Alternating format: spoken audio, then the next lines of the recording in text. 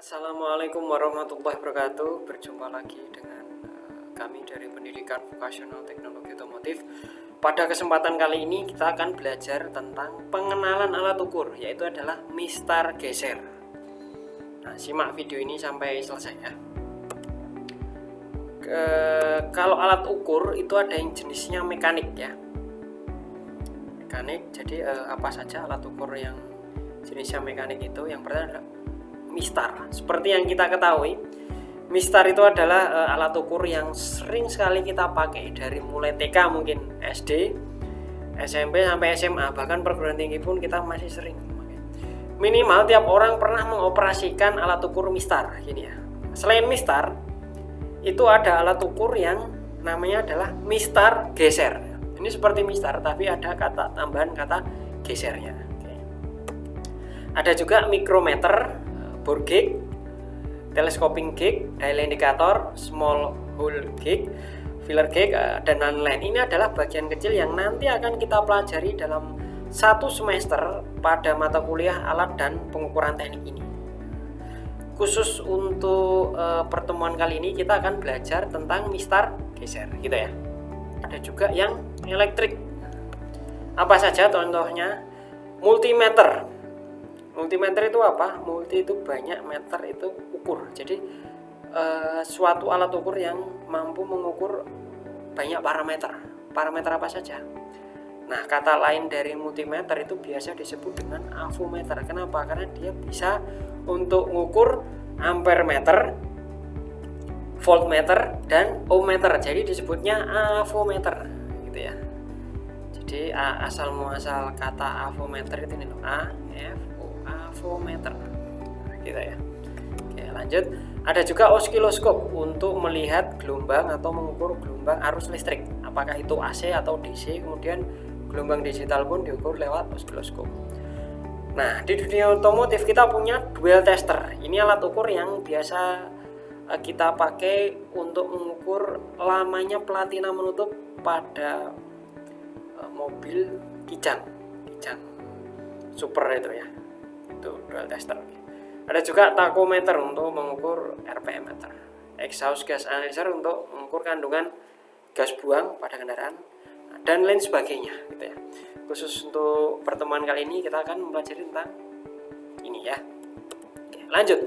Ini adalah beberapa contoh gambar daripada alat ukur berbagai macam bentuk dan fungsi. Nah, mana sih yang disebut dengan jangka sorong?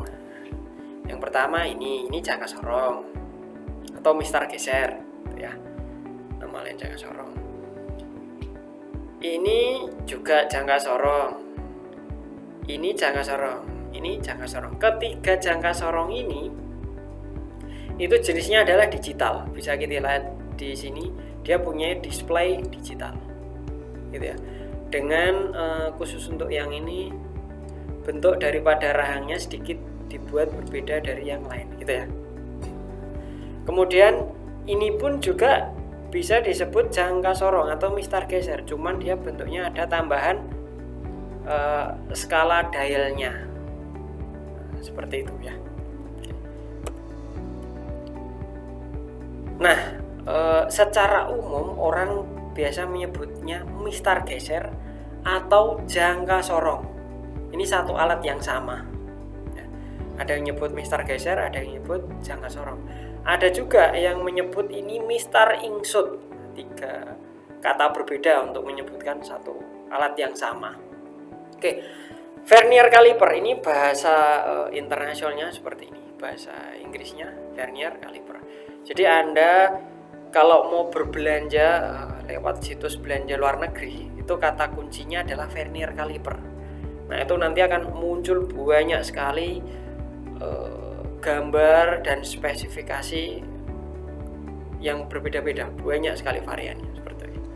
Sekarang Anda buka Amazon atau Anda buka Alibaba, itu kan situs belanja luar negeri, itu pakai kata kunci vernier caliper gitu ya. Selanjutnya ada juga yang menyebut Skiffmat. Nah, ini bahasa Jerman ya, bahasa Eropa sana. Nah, uniknya orang bengkel kita ada beberapa yang bilang bahwa jangka sorong itu nama lainnya adalah skatmat. dari bahasa ini. Dia bilangnya sketmat gitu. Sketmatmu mana? Saya pinjam sketmatmu untuk mengukur ini gitu. Itu bahasa bengkel. Jadi mistar geser itu kalau kita klasifikasikan menurut bentuknya, bentuk skalanya itu ada 3 macam. Yang pertama adalah bentuk pertama ini yang sering kita gunakan dan wajib kita kuasai dan kita harus bisa membacanya. Nih ya, ini jangka sorong atau mistar geser manual. Oke. Tipe kedua adalah tipe jangka sorong yang ada skala dialnya, dilengkapi dengan dial. Jadi ini ada jarum ya. Ketika kita menggeser-geser rahang daripada jangka sorong ini, dial ini akan ikut berputar seiring dengan bertambahnya panjang benda gitu ya. Oke, ini ada skala jarumnya seperti jam dinding gitu ya. Ini dial. Oke, ketiga itu adalah jangka sorong tipe digital. Ketika kita mau mengukur apa, misalkan balok atau persegi ya, di sini kita gigit pakai rahang atas dan rahang bawahnya di sini, langsung muncul angkanya. Kalau kita baca di sini ya juga langsung menunjukkan ukuran dari panjang benda ini. Berapa di sini kita lihat 30,56 mm satuannya. Gitu ya. Nah, ini contoh jangka sorong secara umum ada 3 jenis gitu. Kalau bentuk rahang bisa berbeda-beda nggak masalah, tapi secara garis besar seperti ini bentuknya. Ini adalah bagian-bagian mistar geser secara umum. Oke, kita lihat di sini mistar geser apa sih bedanya dengan mistar biasa? Nah, yang pertama dia bisa melalui rahang bagian atas ini ya. Dia bisa untuk mengukur diameter bagian dalam suatu benda. Anda lihat pipa, potongan pipa itu kan ada diameter dalam dan diameter luar, gitu ya. Pipa seperti ini ya.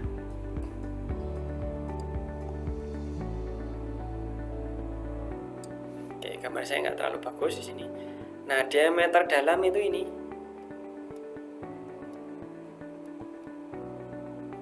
Oke, nah diameter luar itu ini. Gitu ya. Ini A, kemudian ini B. Nah, oke, kalau mau ngukur A itu pakai rahang ini, rahang pengukur diameter dalam yang atas ini nomor 1, gitu ya. Rahang bagian atas untuk mengukur diameter dalam. Tapi kalau mau ngukur B itu pakai yang nomor 2 sini, rahang ini dan rahang ini. Ini untuk mengukur diameter bagian luar suatu pipa, gitu ya. Nah, selain itu di sini ada skala jangka atau skala geser atau skala vernier. Nah, ini ya, dari 0 sampai 10. Berbagai macam jumlah garisnya sesuai dengan tingkat ketelitiannya, gitu ya. Ini skala gesernya ngikut rahang bagian bawah. Oke, nah ada juga skala utama. Ini skala yang nggak bisa geser-geser. Nah, ini ya, dari 0 sini sampai ke sini. Ini skala utama bagiannya. Kemudian ada stop screw atau mur pengunci.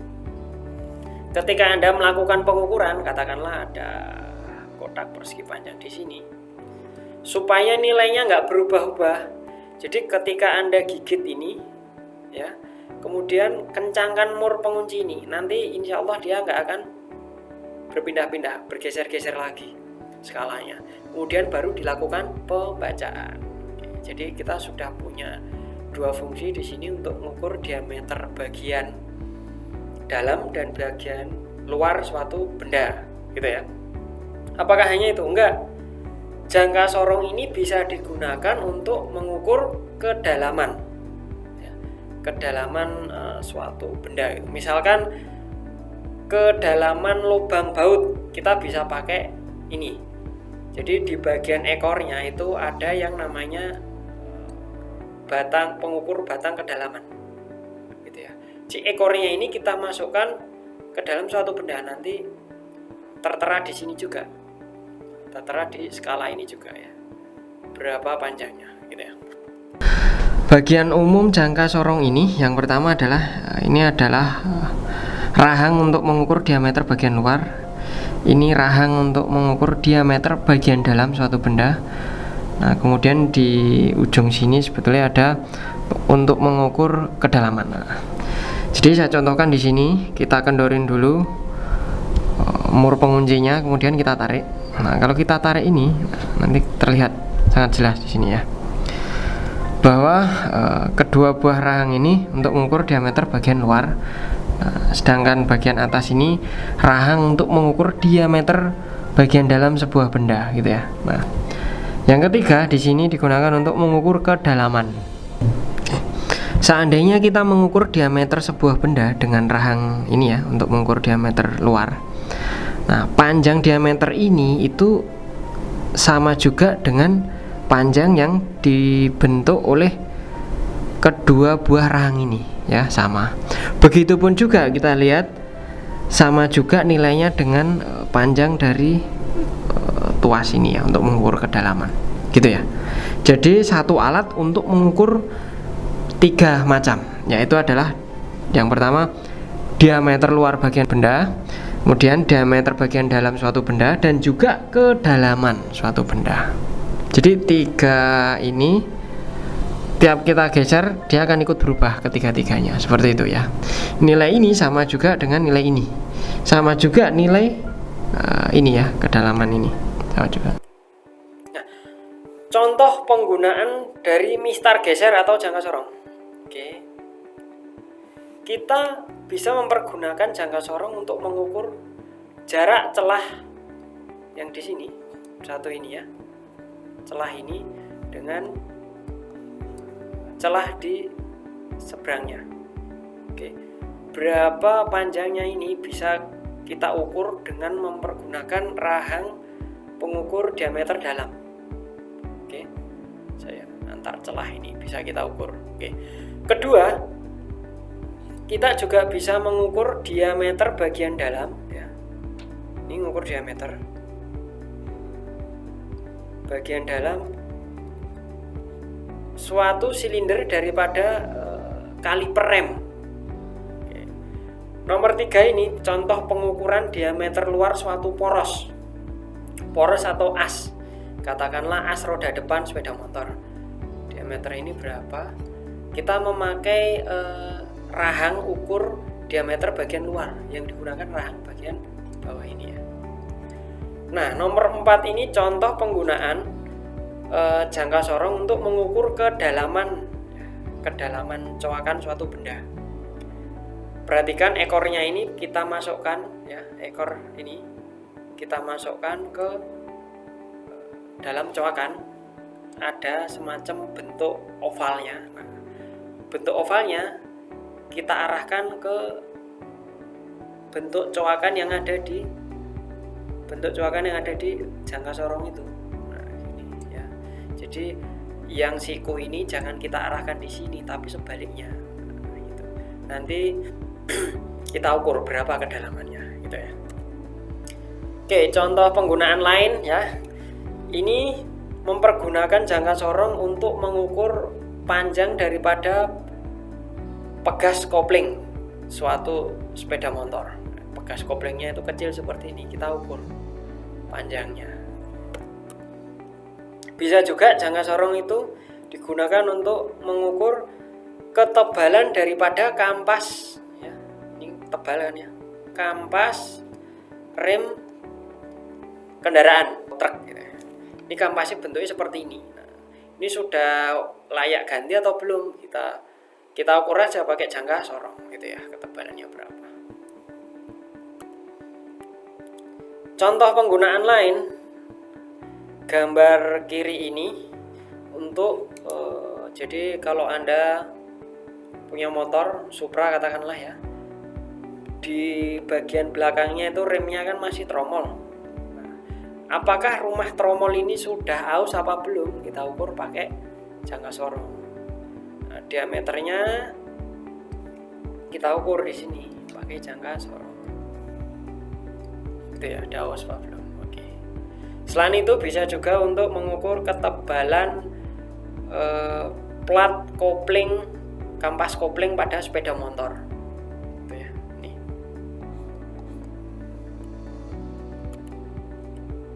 Penggunaan lain ini, kalau yang tadi kampas kopling sepeda motor ini mengukur ketebalan tapi memakai ekornya ini kan ada ekor di dalamnya, kita ukur kedalaman, kan sama juga mengukur kedalaman ini, sama juga mengukur ketebalan daripada kampas kopling mobil. Nah, oke, kalau kampas sepeda motor seperti ini ya, kita bisa pakai rahang pengukur diameter dalam gitu ya.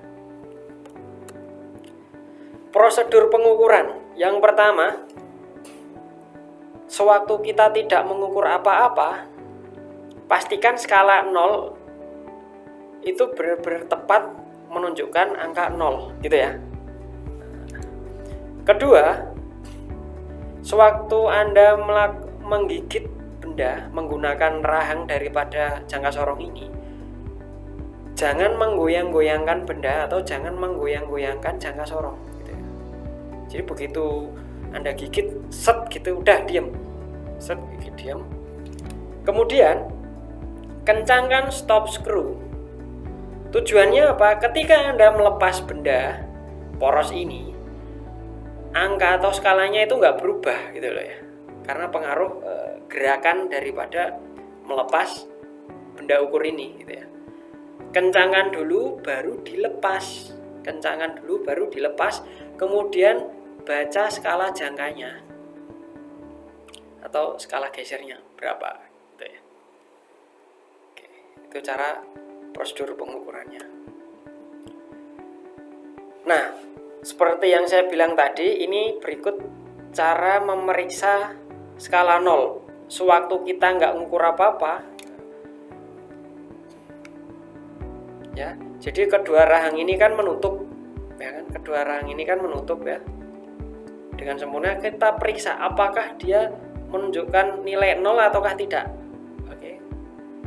Kalau tidak menunjukkan nilai 0 berarti alat ukur itu kurang baik. Kalau kita melakukan pengukuran hasilnya nggak valid gitu ya. Nah, kita lihat di sini, ini contoh alat ukur yang skala 0-nya betul, skala 0-nya benar itu ya. Angka 0 di skala utama, ini skala utama, ini skala geser atau skala vernier saya sebutnya gitu ya. Skala utama, skala vernier.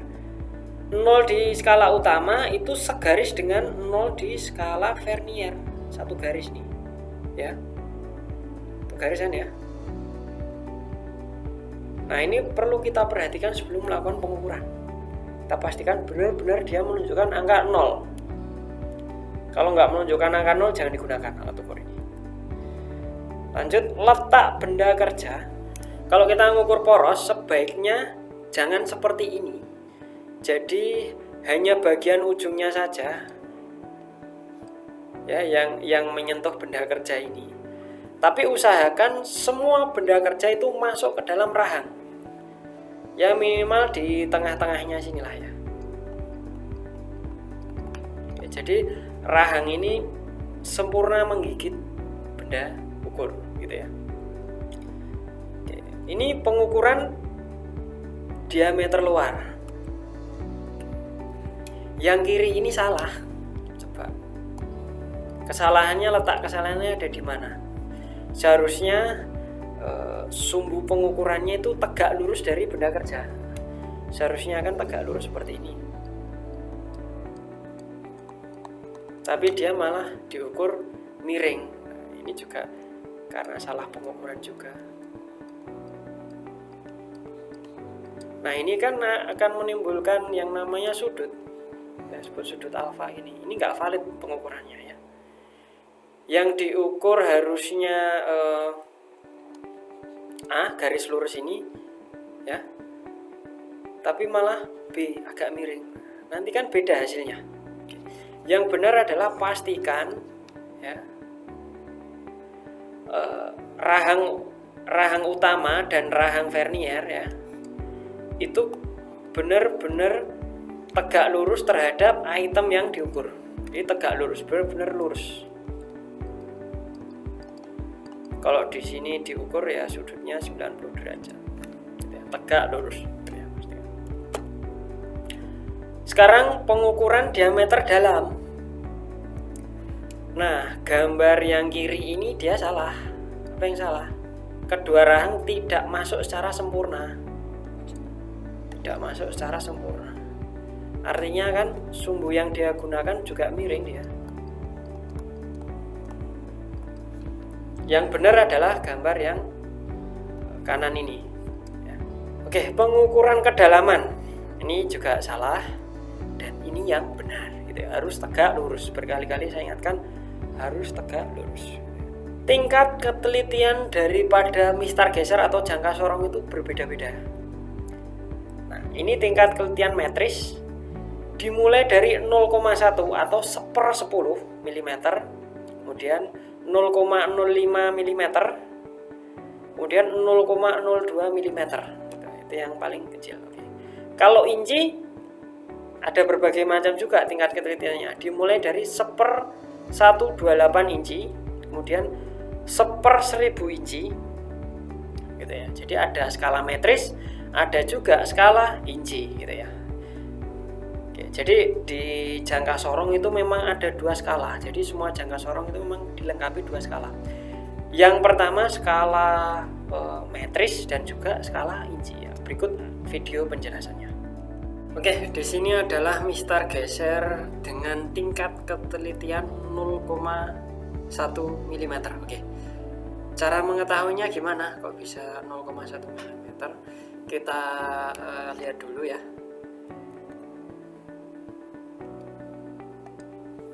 Di sini satu garis, ini kan skala utama, kemudian bawahnya adalah skala vernier, gitu ya. Di skala utama ini satu garis dari 0 ke 1, ini satu garis ya, itu nilainya berapa? Nilai daripada satu garis ini adalah 1 mm. Oke, kita tulis di sini ya, 1 mm. Oke. Sekarang 1 mm ini dibagi dengan jumlah garis ya, bukan angka, tapi jumlah seluruh garis yang ada di skala vernier. Oke, kita hitung bersama-sama jumlah garisnya berapa ya yang ada di skala vernier. Oke. 1, 2, 3, 4, 5, 6, 7, 8, 9, 10. 10. Oke. Sekarang 1 mm ini tadi dibagi dengan 10 garis. Hasilnya berapa? Hasilnya adalah 0,1 mm. Oke, jadi tingkat ketelitian jangka sorong ini adalah 0,1 mm. Oke. Kalau Anda mau buat jangka sorong seperti ini, mudah caranya, perhitungannya seperti ini. Oke, skala utama di sini ya, 1 mm. Oke. Skala verniernya 9 dibagi 10. Nah, ini. Lewat garis ini. Oke.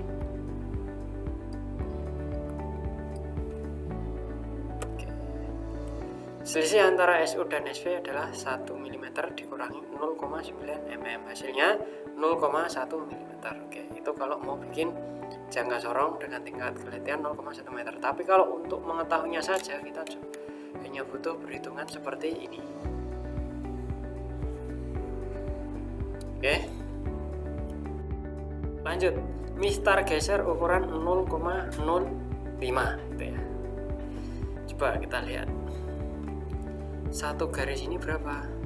Satu garis ini adalah 1 mm.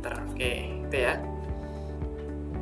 1 mm dibagi dengan jumlah garis yang ada di skala vernier. Jumlah garisnya berapa? Bukan angkanya lah. Di sini ada angka 10. Tapi belum tentu itu menandakan jumlah garis. Oke, kita hitung bersama-sama jumlah garisnya.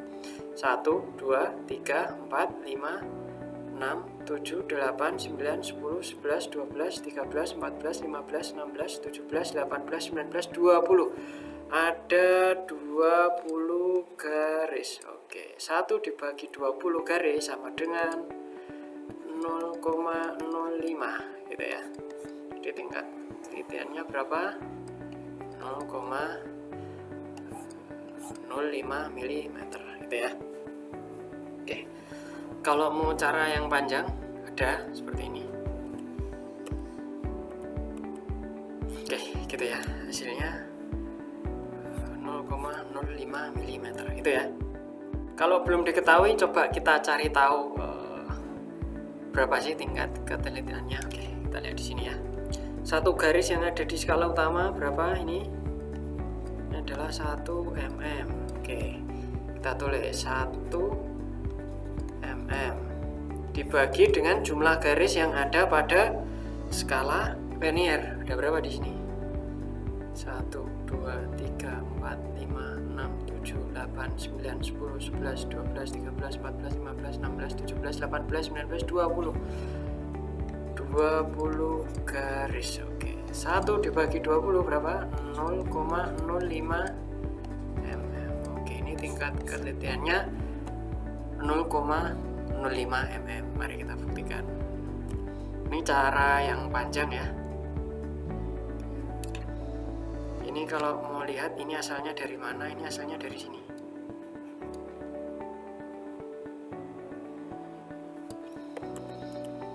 Oke, ternyata betul tingkat ketelitiannya sama ya. Oke, gitu. Cukup pakai cara ini aja untuk mencari nilai tingkat ketelitiannya. Oke. Lanjut, ini berapa? Coba kita cari. Oke, 1 mm segini ya, 1 mm ya. Ini adalah 1 mm. Kita tulis 1 mm dibagi dengan jumlah semua garis yang ada pada skala verniernya. Oke, kita hitung bersama-sama. Mau nggak kita ngitung dari 0 ke sini sampai sini? Nggak perlu ya. Cukup kita cari tahu saja dari 0 ke 1 ini berapa garis. Oke, kita hitung. 1, 2, 3, 4, 5 garis ternyata. Oke, ini 5. Ini dari ke sini 5. Ini ke sini 5. Terus sampai ke 10. Jadi kan 5 kali 10 ya kan? 5. Terus ada kan 50 garis. Total dari 0 ke sini itu ada 50 garis. Dibagi sama dengan 1 dibagi 50 bagian. Jadi berapa ini? Saya punya 1 mm dibagi dengan 50 garis. Berapa? Hasilnya adalah 0,02 mm gitu ya. Coba kita cek ya.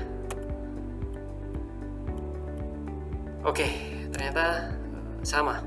Tingkat ketelitian daripada jangka sorong ini adalah 0,02 mm gitu ya. Oke, ini adalah jangka sorong dengan skala inci gitu ya. Kalau tadi kan metrik milimeter, kalau sekarang inci gitu ya. Kalau skalanya inci, skala utamanya justru ada di bawah dan skala verniernya ada di atas gitu ya. Skala verniernya ada di atas gitu ya. 1 inci itu mana coba? Apakah ini 1 inci?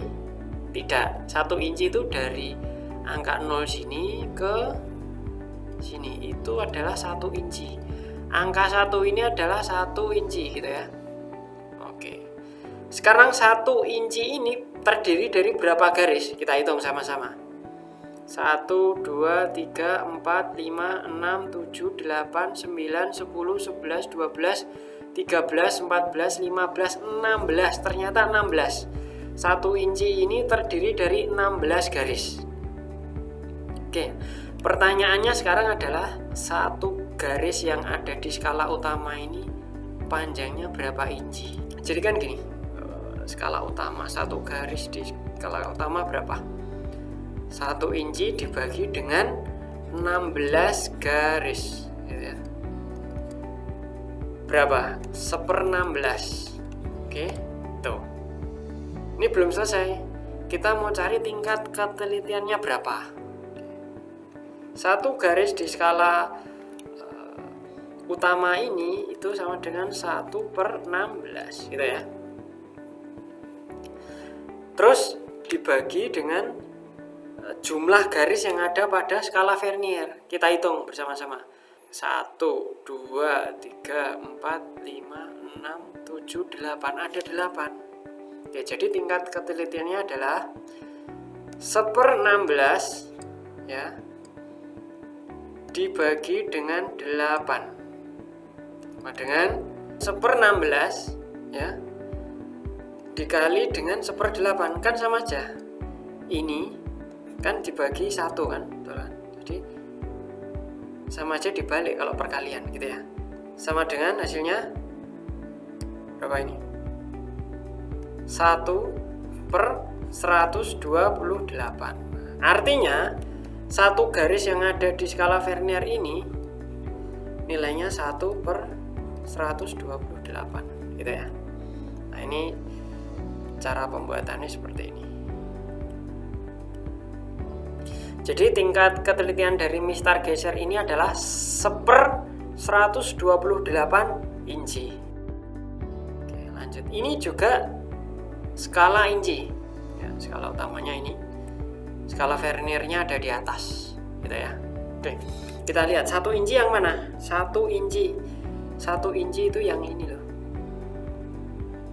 Ini adalah 1 inci, itu ini. Sekarang kita mau cari tahu satu garis ini berapa nilainya. Oke. Nah, caranya adalah 1 inci ini dibagi dengan seluruh jumlah garis yang ada di sini. Oke, kita lihat. Ada berapa? Kalau ini angka 2, ini pasti angka 1. Oke, kita hitung ya. 1, 2, 3, 4. Ternyata ini ada 4 garis. 4 garis. Ini ke sini 4 garis. Ini ke sini 4 garis. Ini ke sini 4 garis. Ini ke sini 4 garis. Oke. Ini 4. Ini 4. 4. 4. 4. Jadi ada berapa ini total 4-nya? 1, 2, 3, 4, 5, 6, 7, 8, 9, 10. 10, ada 40 garis ya. Jadi 1 inci ini dibagi dengan 40 garis. Berapa hasilnya?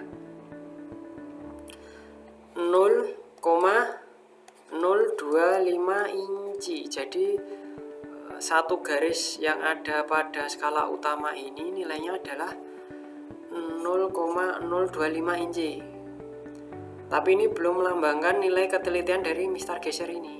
Belum selesai ya. Jadi selanjutnya adalah 0,025 inci ini dibagi dengan seluruh jumlah garis yang ada pada skala vernier.